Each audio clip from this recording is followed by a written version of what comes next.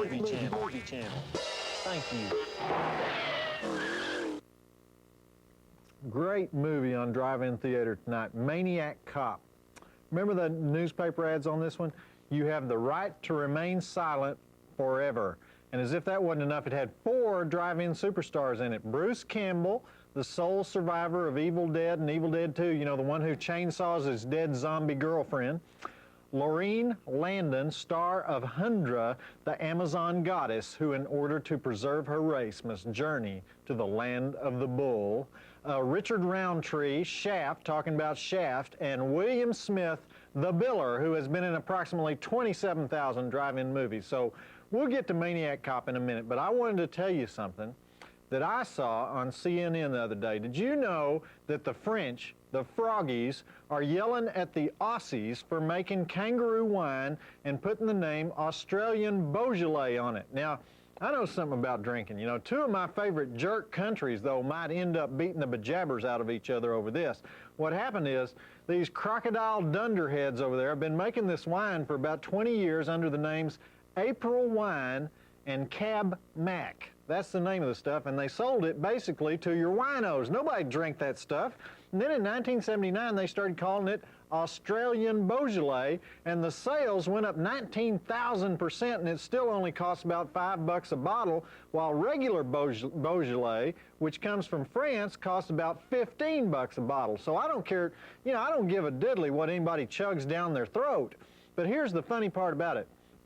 France says that there's 9,000 wine producers in the Beaujolais region of France, and that means only they can put the name Beaujolais on their label. Now, they used to say the same thing about California wine growers, that they couldn't use the name, but fortunately, we have got good old American law courts that don't give a flip what guys named Jacques want, and so we've been ripping off their name ever since, so that people named Cletus out in Buffalo Gap, Texas, can drink out of a bottle with a French name on it, even though it was bottled by a guy named Sean and his wife Heather, who have a 3-acre grape farm in Napa, California. I hope you're following this. Now, here's what I think we ought to do. We get up a petition and we rename Sonoma County in California Beaujolais County. Okay, then we pick 14, 15 towns in Arkansas, and we give them names like Champaign, Burgundy, Chablis, on down the line, and then we file a friend of the court brief in Australia that says it's been too long that the frogs have been foisting this inferior wine on us by taking advantage of the name of a county in California, and furthermore, they have damaged the reputation of Wiedeker's wine, which everybody knows is made in Arkansas for exclusive sales to Indian reservations in Oklahoma, and now we are drawing the line at this Australian Beaujolais business. We love Australian Beaujolais. We feed the stuff to our babies. We'd a lot rather have Australian Beaujolais than have more movies with Yves Montand in them mumbling. In fact, we're thinking of an import ban on Yves Montand mumbling movies. I mean, believe me, this thing would work. I mean, they'd have to go to Geneva and have a conference to figure it all out. It'd take years to fix it. All right? So, a little quick drive-in news before we get to the movie. I had to get that off my mind. I've been thinking about that so long. You know, we have a drink here in Texas. We call it Texas Beaujolais. But what it is Dr. Pepper. All right, drive-in news. Got a new flick out. It's called Hell High. Not to be confused with Horror High or Slaughter High.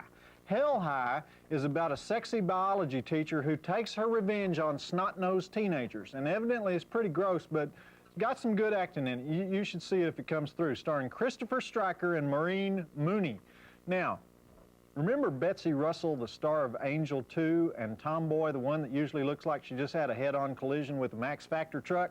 Well, she's back in a flick called Trapper County War, where some guys from Jersey stop at this diner in North Carolina where she's a waitress, and they get a little too friendly, and pretty soon the local rednecks want to blow the heads off of everybody inside. It's got Bo Hopkins in it, R.G. Armstrong, one of my favorite character actors, kind of a Deliverance deal, might be decent. Couldn't get any word, though, on whether Betsy pops her top or not. She swore she would never show flesh again, which is why she's been banned from the Drive-In Academy Awards the last 2 years. Somebody on the crew, by the way, told me that Betsy just married one of the Van Patten kids, so that explains a lot about her, in my opinion. Now, finally, check one out called The Dead Pit. Insane asylum movie about a guy who keeps a bunch of lobotomized zombies in the basement for research purposes. only things get a little out of hand, and pretty soon the place is overrun with zombies with hypodermic needles hanging out of their brains. It's a fairly typical story, starring a new starlet, Cheryl Lawson. And that's it for the Drive-In News. Maniac Cop, coming up right now, is basically what it sounds like. The movie that asked the question, what would happen if a super cop got thrown into Sing Sing for refusing to read people their rights before he broke their heads open? And everybody hated him in the prison, and so they surrounded him and slashed his face 100 times and stabbed him through the brain, but somehow he was still alive. That's right. You guessed it. Jason with a badge. Good movie. Stick around after it's over for the Drive-In Queen for the Day.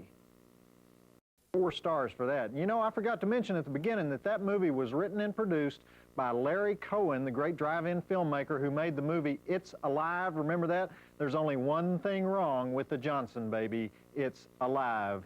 And speaking of enormous hematomas, it's time once again to announce our drive-in queen for the day, and tonight it is Tiffany Pryor of Maryville, Illinois. Now, Tiffany doesn't reveal a whole lot of herself in the photo, except that she has the world's smallest ice box. In other words, she doesn't whip off any of her clothes like previous drive-in queens.